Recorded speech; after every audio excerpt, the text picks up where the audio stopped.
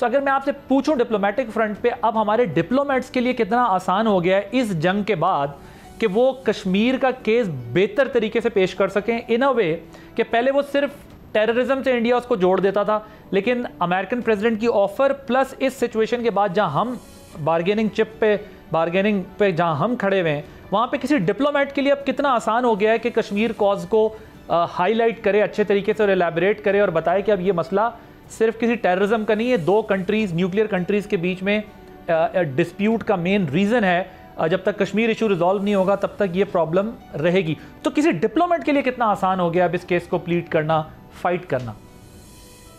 जी देखिए, जहां तक मैं इसका जवाब देता हूं, जहां तक इंडिया की पोजीशन है और इंडिया का रिएक्शन है इस प्रपोजल के ऊपर, मैं I will be cautiously optimistic.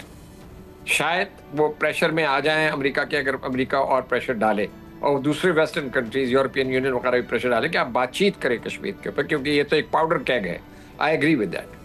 दूसरी बात ये कि जाहिर बात है कि हमारी इस जो जिस तरह हमने इमर्ज किया इस क्राइसिस से, हम एक स्ट्रॉन्गर पोजीशन में आए हैं, हमने अपनी धाक जो है बिटवाई है। यानी कि देखिए ना, अब तो इंटरनेशनल मीडिया आप लिख रहा है ओपनली, इंपॉर्टेंट इंटरनेशनल मीडिया लिख रहा है, कमेंट कर रहा है कि पाकिस्तान ने सुपीरियॉरिटी मेंटेन की है।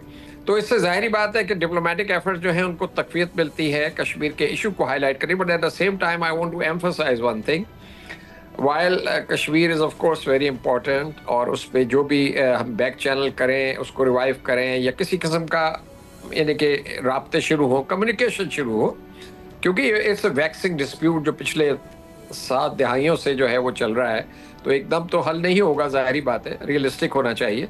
लेकिन अगर बातचीत आगे बढ़े और इंडिया को कन्विंस कर लिया जाए कि आप भी इस इशू को सॉल्व करने में अपना हाथ बटाएं, क्योंकि ये तो साउथ एशिया की डेवलपमेंट के लिए, पीस के लिए, सिक्योरिटी के लिए बहुत इंपॉर्टेंट, नंबर 1। लेकिन साथ साथ हमें चूंकि इंडस वाटर ट्रीटी जो है वो लिंक्ड है कश्मीर के इशू से, उसके ऊपर से हमें तवज्जो नहीं हटानी चाहिए।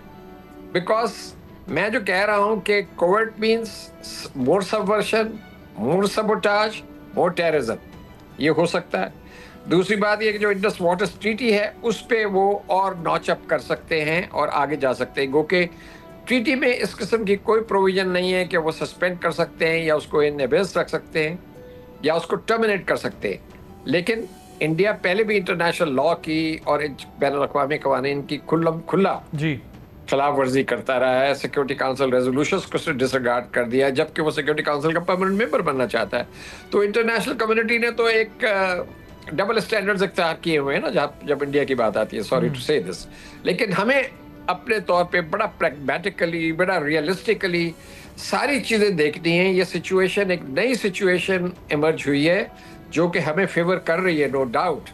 लेकिन इसको हम आगे कैसे लेके चलेंगे, इसको सस्टेन कैसे करेंगे, कश्मीर के इशू को हम कितना और यानी कि उसमें सपोर्ट हासिल करेंगे इंटरनेशनली, अब ये हमारे लिए चैलेंज भी होगा, लेकिन eight the same time it's an opportunity also.